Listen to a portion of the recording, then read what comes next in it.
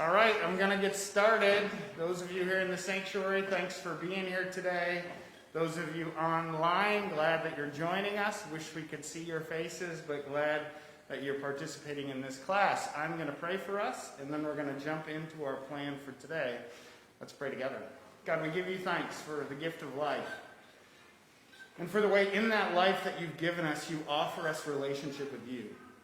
And in that relationship, you offer us the opportunity to experience a meaningful life. A life full of your goodness.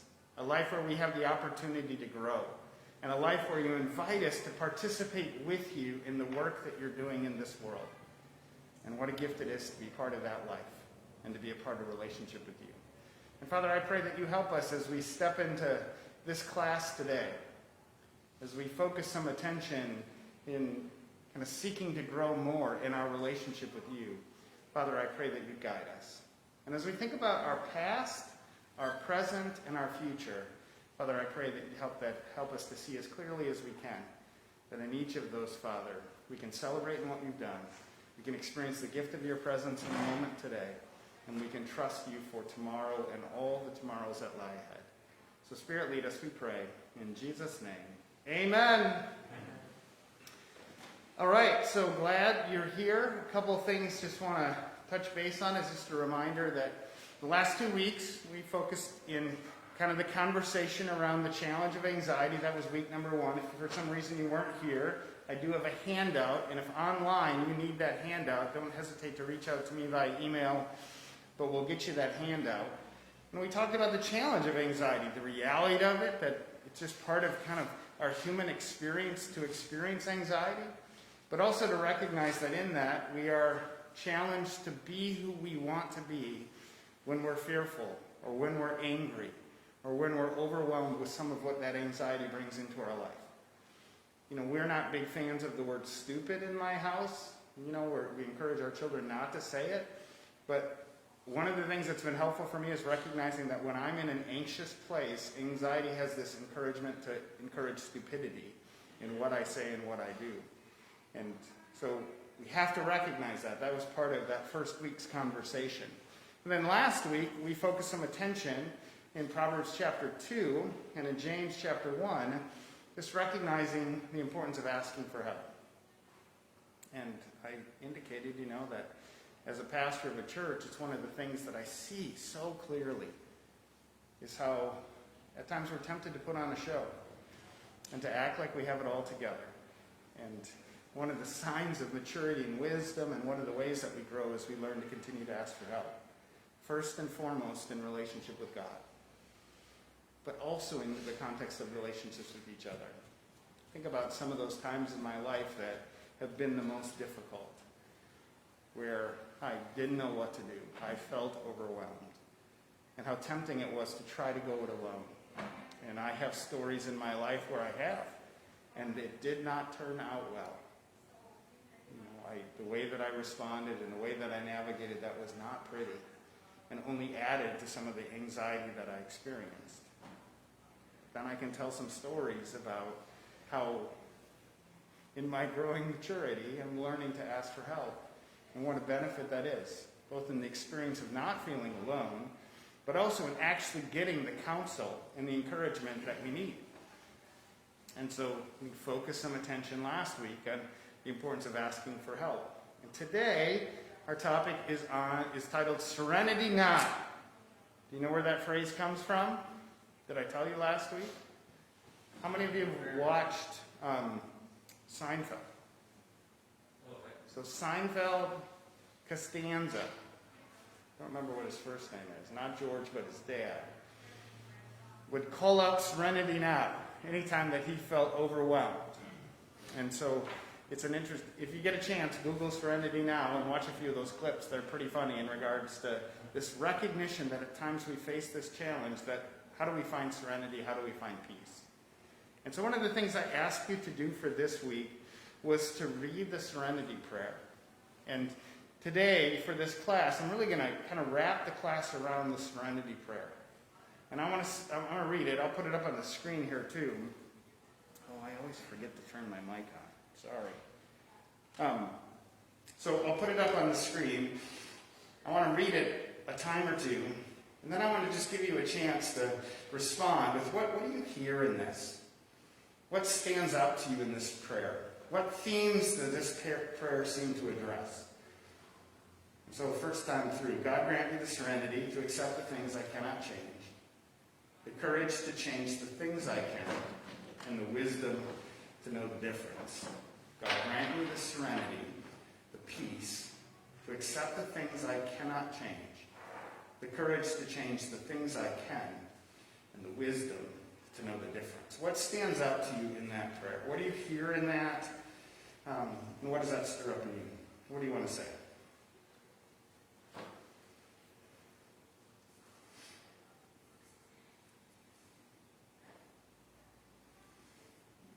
If only I could hear the online folks. I'm sure you guys have a lot to say.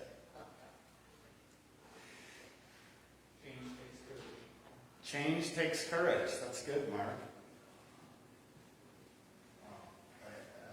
One thing that sticks out to me is acceptance of whatever you're facing in the moment.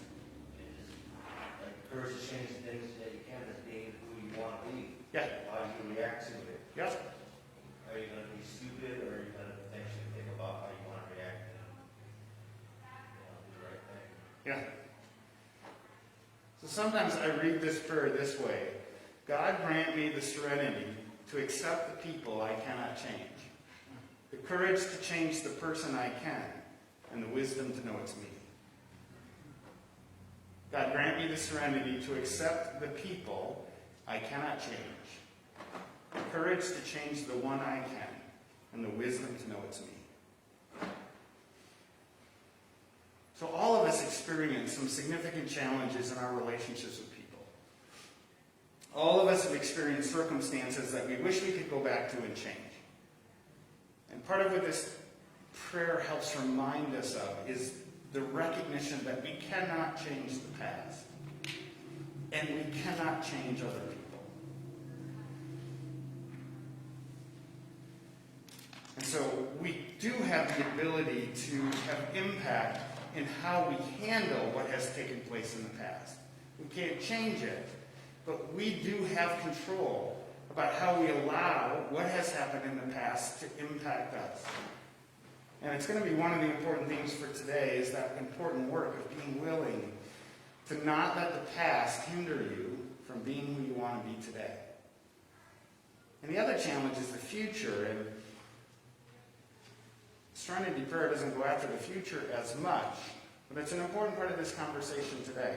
I'm thinking about how we allow our anxieties or fears or concerns of tomorrow hinder us from living into today. Like, we interviewed a youth candidate for our position here at Community Reformed Church this past weekend. He came here from California. And our search team is going to meet tonight to kind of decide the next step. I know that the person that we interviewed, because he expressed it while he was here, is really anxious about our answer. I think he really wants the job. And so he said, I'm not going to be able to sleep until I hear from you. And it's like, that's part of the challenge, right? It's focused on the future. He wants to know the answer, and that's going to impact his capacity to navigate today. My guess is you have some stories of something that you're all worried about. Like Mike Bird is anxious about the Michigan-Minnesota game that's taking place on Saturday. I'm not too worried about that.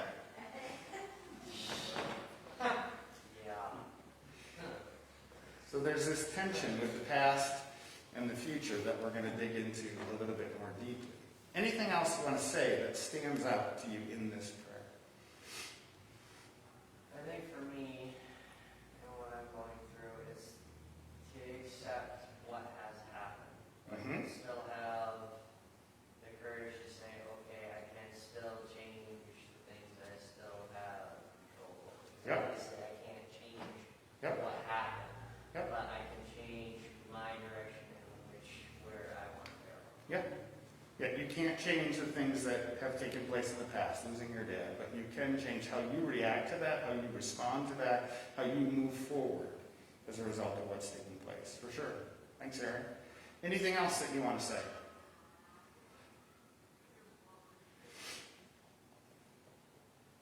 How hard is it for you to decipher between the two things that are being described here? Accepting the things I can't change, knowing the things I can, and having the courage to do it. Right? That's the final part of the phrase, the wisdom to know the difference. The difference between what I can change, what I can control, what I need courage to address, and those things like Aaron just indicated, the things that have happened in the past that we cannot go back and change. Is that, how do you do in distinguishing between them? What you can control, what you can do, what you can change, versus what you can't. Because if you're like me, this sounds really easy and straightforward, but it's not. And that part of the challenge for all of us is we tend to get lost at times focusing on things that we cannot change. We cannot control. So let's dig a bit more deeply into that. Oh, I got to click with this. So again, we're going to focus some time on the past, the present, and the future. I want to show you a video clip for a minute. So this is from the movie The Mission. I should have looked up what year it came out, probably early 80s. It's got some pretty famous people in it. People that you'll recognize, but they're going to look a lot younger, like Robert De Niro. He's kind of going to be the main person in this. The Mission is a story about this group of priests that was trying to reach out to this community of natives that were buried in the jungle. And their hope was to evangelize, to help that community come to faith in Jesus Christ. But during this period, too, there was also a significant slave trade taking place. And so there was some tension about trying to get into these communities to get the people to become slaves. And there was other groups like these priests who were trying to get these natives to help them to find Christ. And so the movie's all about the tension between those two things. And Robert De Niro plays the role of kind of a mercenary, not a good guy. He was involved in the slave trade. He was one of those people that kidnapped other people in these villages and helped them to become slaves. And then as a result of a difficult incident that he experienced, where he killed his half-brother, and I won't tell you the whole story, he came to experience a deep sense of his guilt. And you're going to see him seeking out his penance, right? Feeling like he's got to pay a price in order to be forgiven for what he's done. And you're going to see it in a very visual way. And I want you to really take note of the burden that he carries. And to think about how can we relate to this scene in this movie in regards to the burdens that we carry and the impact that we have, especially the burdens from our past. So watch this.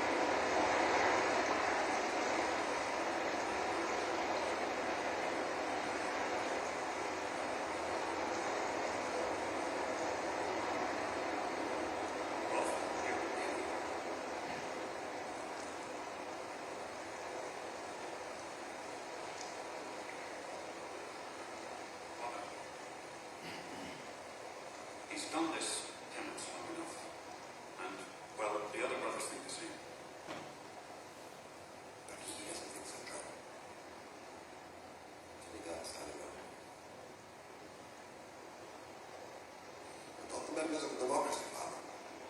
Not because of the movement.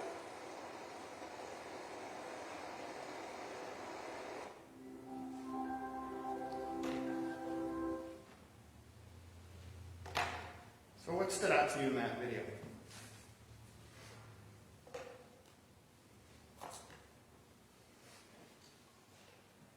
Carrying a very literal burden. He was. And for him, because he was a man of the sword, and what he felt the greatest shame and guilt for was what he had done with his sword. His penance was to pull around his armor and his weapons, those things that had, in some sense, defined him, and that he had used in a way that he now was broken up about.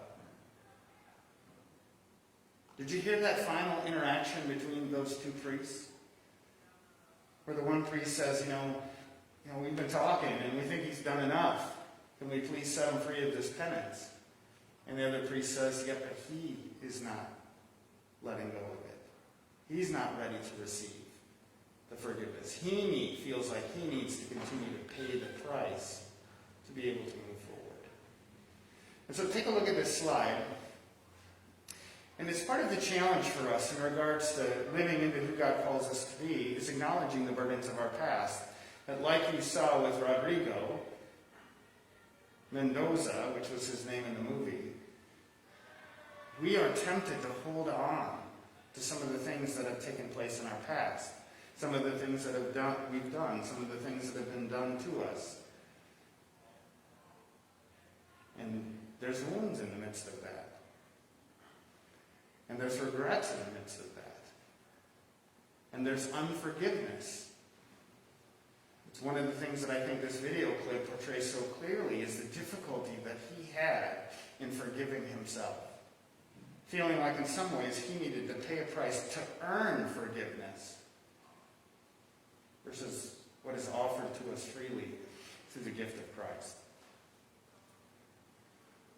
One of the challenges for us in living into this moment, in living into today, is the ways that things in our past continue to be burdens that we continue to carry. It's part of why the work of being a follower of Jesus Christ includes being willing to look at and invite Christ into some of the places of our past and to ask him to help us see, is there a lack of forgiveness there? Is there a voice now of shame that has come into my life because I did this or this was done to me? And now I continue to allow that voice to be a voice that influences how I see myself and how I live. And it's a voice that is hindering me from hearing God's voice.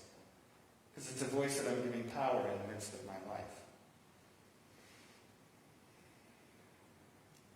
But sometimes we do have to do the work of looking back. And again, inviting God into that conversation and potentially inviting others into that. So over the course of the last 10 years, that's been some of the journey that, through some circumstances that I've been on.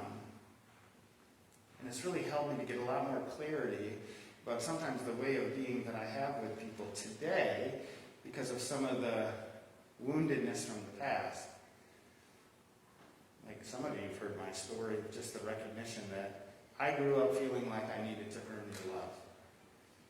That my value in your eyes was based on how well I performed. And so I performed. I got good grades. I worked really hard in sports.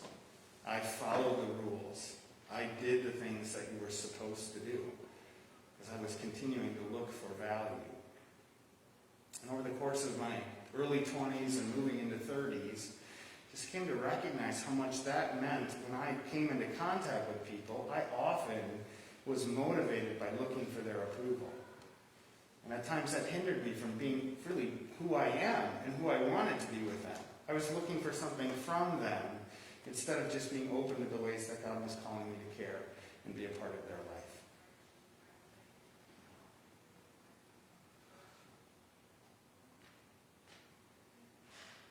In some ways, and maybe another good example of this is just the challenge at times that we have when it comes to forgiveness and unforgiveness. Why is it that at times people wrestle with resentments and hold grudges? It's because they carry some of the woundedness they've experienced. and are unwilling to address that in the ways that God calls us to. Forgive just as the Lord forgave you. And in Rodrigo's case, part of his challenge was forgiving himself. I've had multiple conversations with people who are faithful followers of Jesus Christ, but in the midst of the conversation it became very clear that they believe God forgives them, but they aren't willing to forgive themselves.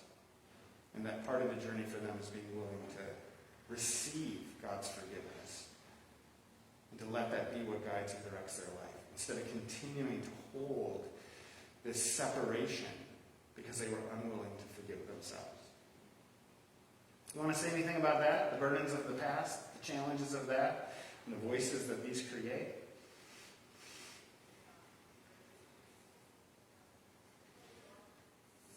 All right, so part of the other piece is the anxieties of the future. I gave you two great illustrations, one including Mike and Michigan Wolverines. My grandmother who passed away. She passed away about probably 10 to 15 years ago now. Just a sweet old lady. I just have so many good memories of my grandma and grandpa and going to their house. And my grandfather always hid coins in his sofa chair, and he had a cover on it. So it was always a race for the cousins to get into the chair and dig in the bottom of it, because in there was money. So we'd always be fighting over money. But my grandmother, after my grandfather passed away, it was during kind of my college years, and one of the things I got to do in college was I got to travel. In my senior year, I got the chance to go around the world. I went to multiple countries. It was an incredible experience, but my grandmother was almost debilitated by her fear about what was going to happen to me in those foreign lands. Because my grandmother grew up in a world that was like a 20-mile radius. That she didn't go outside of this 20 miles for 95% of her life. And she was looking at my experience of going to places like Egypt and India and Thailand, places that had some reputation of concern and danger, which then impacted her capacity to be able to navigate. And my mom would tell me how difficult it was to talk to my grandmother because she was so worried about me being far away.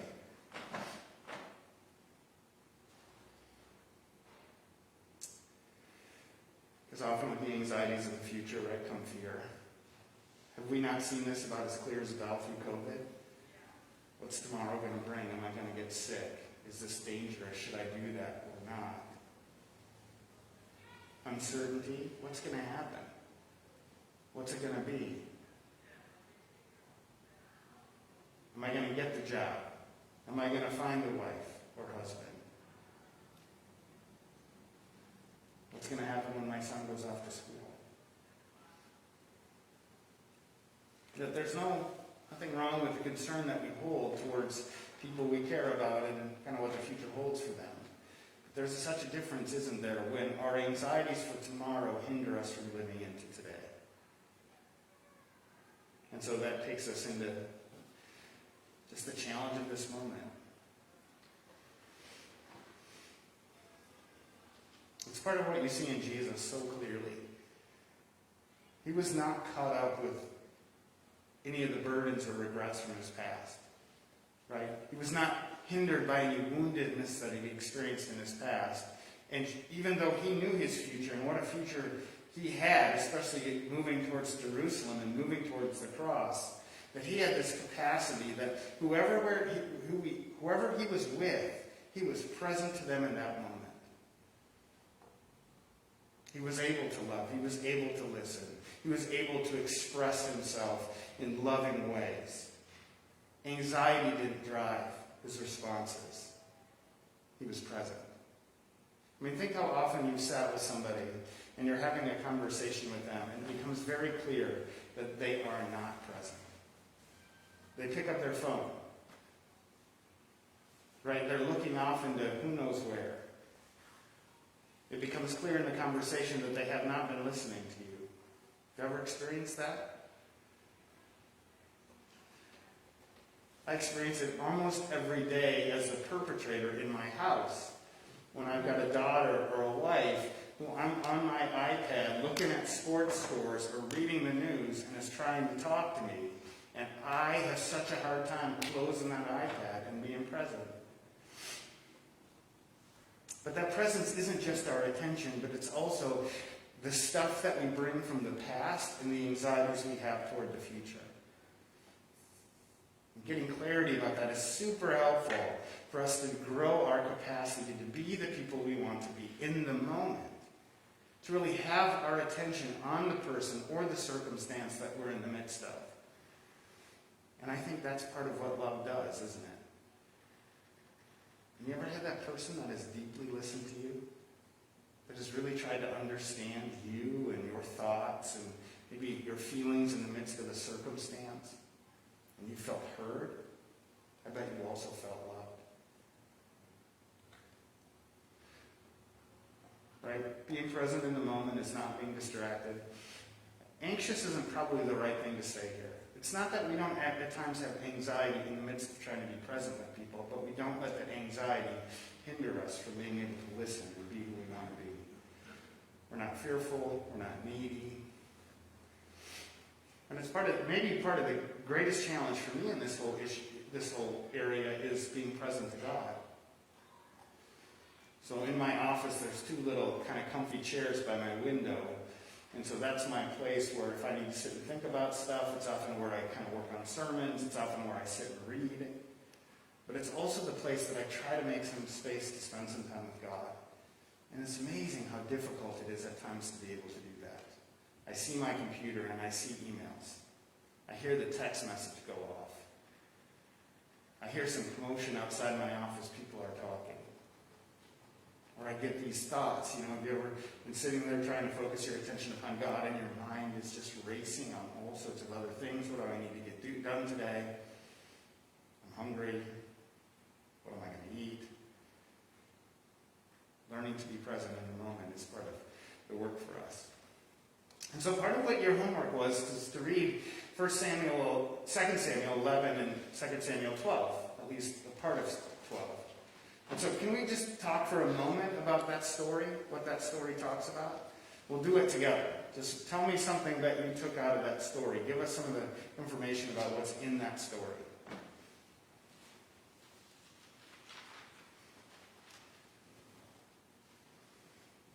It's a story about David, right?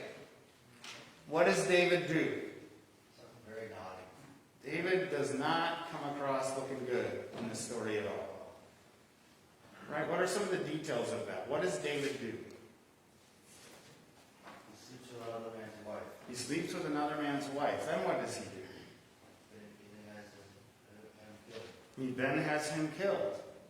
Right? He brings him home first and says, I'm going to try to get you to sleep with your wife, so when you get wind that she's pregnant, you think it's yours. But it's not, it's mine. But I'm going to try to get you to do that so you're deceived into believing that this pregnancy is yours. And that doesn't work. Uriah is not willing to do that. And so then he sends him out into battle, right? And says, look, put him out on the front lines against the most difficult warriors, and then have everybody else pull back. So Uriah is killed. And Uriah is killed. And then what happens?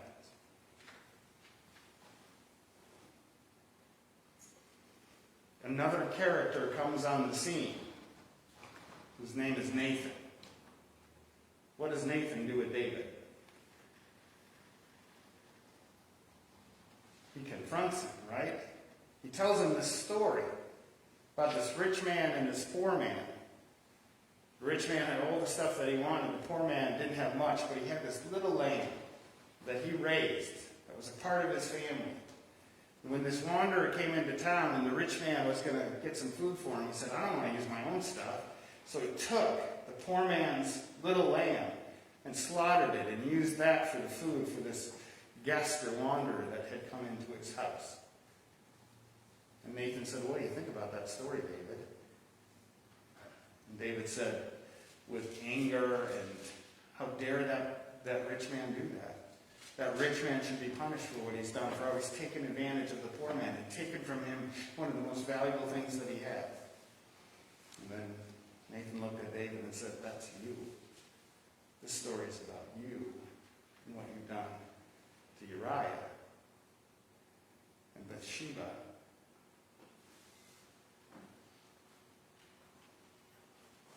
It's an important story in the Old Testament.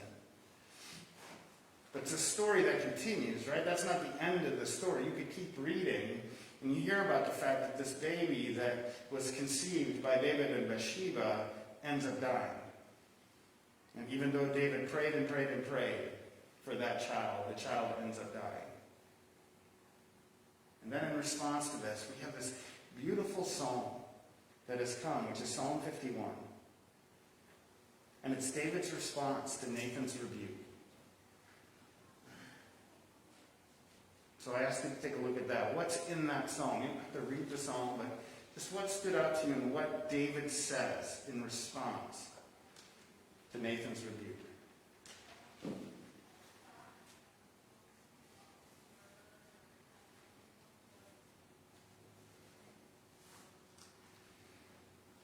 Goodness, I keep forgetting this on my slide.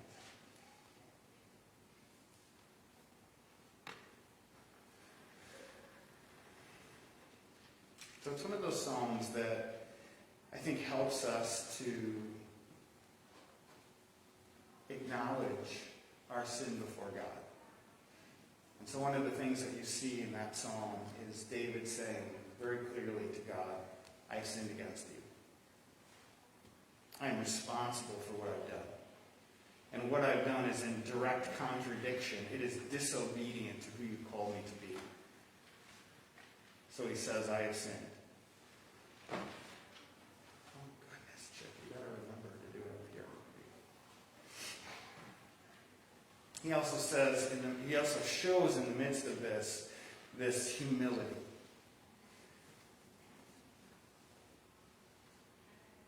That part of the challenge for each of us is being willing to acknowledge those places where we fall short. And sometimes that includes some of the things that have taken place in our past. Maybe that we've ignored. Maybe that we've tried to just slide under the rug and never dealt with. But being willing to do the work that David's doing here, which is he can't change what he's done, right? He can't go back and undo having Uriah killed or sleeping with Bathsheba. He can't change the past. But he can take responsibility for his part. And obviously his was the big part.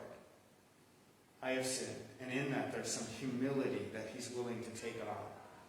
One of the phrases of Psalm 51 is, a broken and contrite heart, O God, you will not despise. And we see the broken and contrite heart reflected in David in Psalm 51. And it's such a helpful piece for us at times to recognize our responsibility when we have sinned. Not just to do like my 10-year-old likes to do, I'm sorry, I'm sorry, I'm sorry. But to feel the impact, to see and experience the remorse when we choose to be disobedient to God. And that will humble us. Helps us to see our humanness. It helps us to see what we talked about last week. That to be a follower of Jesus is to be a person who continues to ask God and others for help. Pride says you can do it on your own. Pride says you don't need anybody else. But pride is wrong. And pride so often leads to further consequences. So we see in that Psalm 51 that David is humble. We also see that he asks for forgiveness. Have mercy upon me, O God, according to your steadfast love.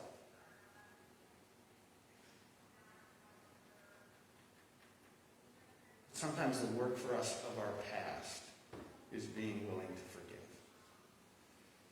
And forgiveness doesn't mean forgetting. Forgiveness means being willing to say, I cancel the debt that you owe me because of what you've done to me. I cancel that debt. And think about that in light of what we as followers of Jesus believe Jesus has done for us. Because he's done the same thing. When we talk about forgiveness, we are talking about Jesus canceling our debt through his sacrifice, right? He pays the price for our sin. So our debt is canceled. So that we no longer are separated in relationship with God. And in the same way, and as the Lord's Prayer says, forgive just as the Lord has forgiven you. So you also must forgive. There's this call that God has given us to reflect what he has given to us in this work of forgiveness. Sometimes that's really, really hard to do. And sometimes that's a process more than an event. It's an important part of what we see David ask for, and what we at times need to ask for, and what we at times need to offer in our relationships. He asked for that restoration. Restore me, O God. Create in me a clean heart. Do not cast your presence away from me. Part of what David asks for and experiences is restoration in relationship with him. No longer separation. No longer having that voice of guilt and shame being the driving force of his life. That he's restored. Have you ever had a relationship where it's broken, but you do the hard work? And maybe the other person does some hard work too. And you move from a broken relationship to a restored relationship. The gift of that, the joy of that, the blessing of that. Moving away from feeling that separation to feeling the restoration. The other piece that you see within Psalm 51 is David is asking God to grow him. Right? Because part of what we see at the conclusion of this Psalm 51 is that David is saying, look, as you doing this work in me, as you are offering your forgiveness and restoring me into relationship and restoring me into the joy and the gift of your presence,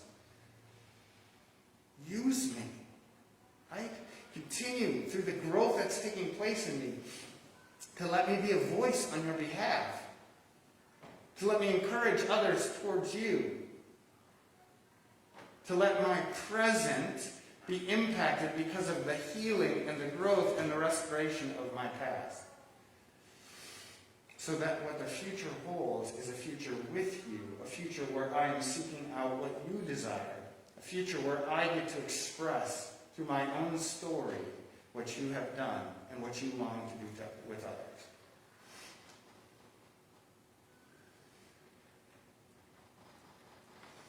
So let's take a minute, and I gotta remember if I press there, it's not too up there, to take a look at the Serenity Prayer again. In light of David's story. God grant me the serenity to accept the things I cannot change. David can't change what he's done to Uriah. He can't change what he did to Bathsheba. He can't change the fact that as the story continues, his child dies.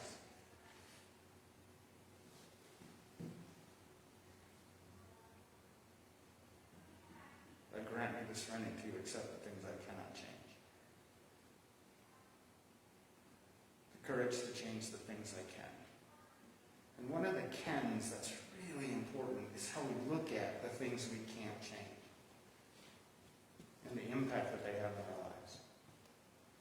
It's what Aaron was talking about in his story and how he expressed he can't change the fact that his father has passed away, but he can change the fact in regards to how he walks through that grief in a way that is gracious, and dependent upon God, is willing to ask for help in his relationships with others, where it's not a resentful spirit toward God because his father passed away.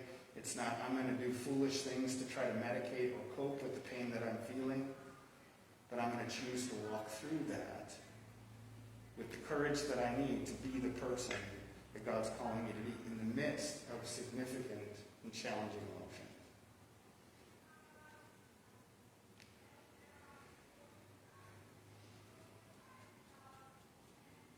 courage to change the things I can. It's part of what you hear in that prayer from David. Here's what I can do. I can offer myself. I can take responsibility for my sin. I can ask for your help. I can commit myself to letting my life be a life that you use to glorify yourself, to testify by my actions and by my words to the God that has forgiven and restored me. Those are things that David can do, and those are things that require incredible courage at times.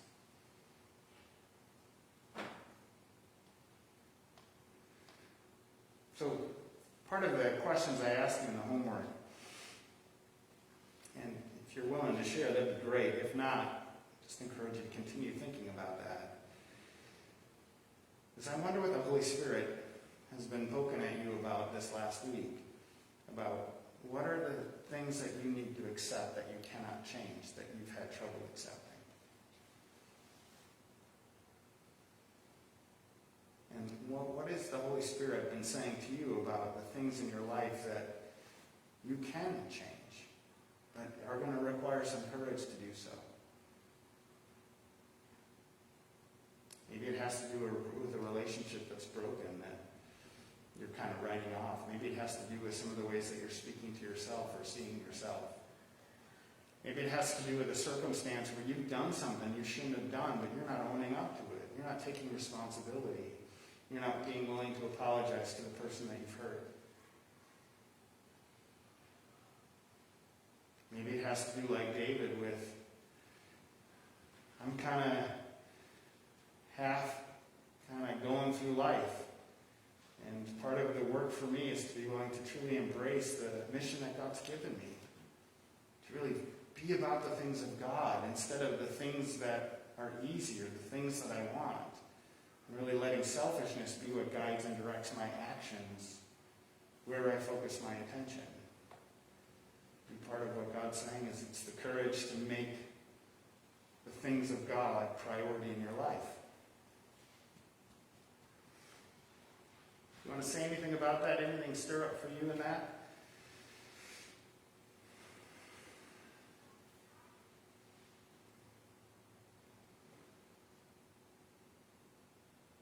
All right, I'm going to throw out the homework. Oh, gosh, that does not change my slide.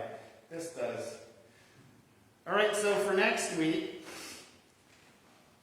one, I encourage you not to let this week disappear, but for this week disappear. So I really encourage you to pray the Serenity Prayer.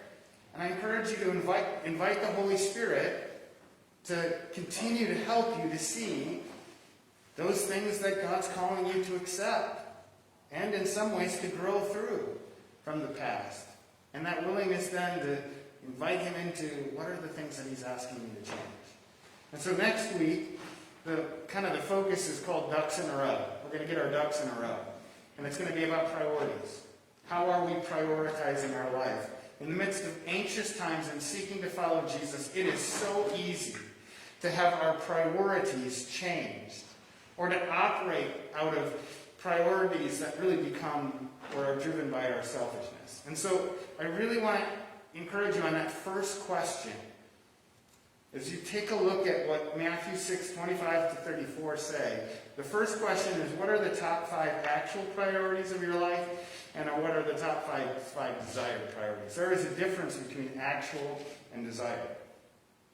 It's easy to say in the church, my priorities are God, my wife, my children, my extended family. It's easy to say the right answers.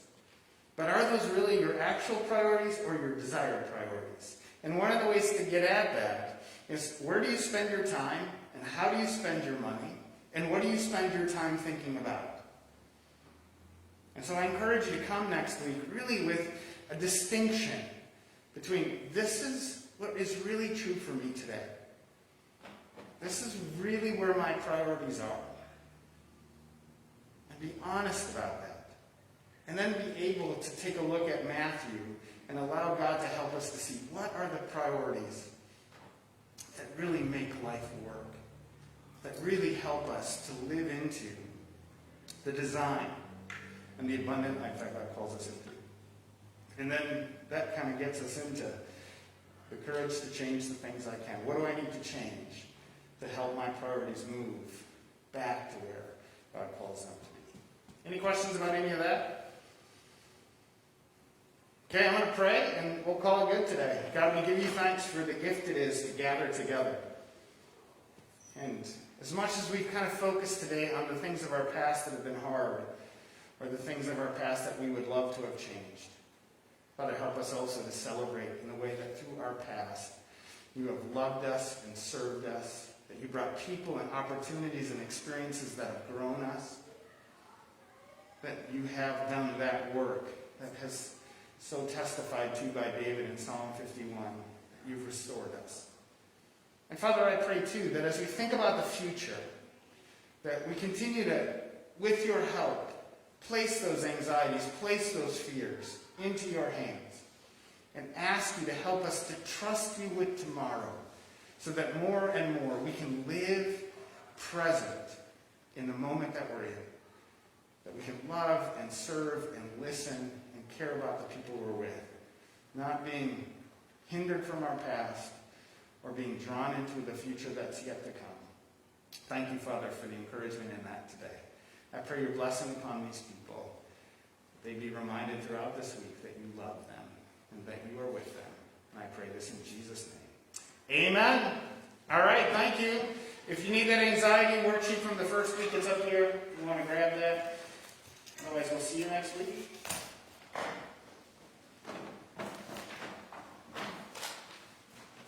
See you online people. Thanks for being here.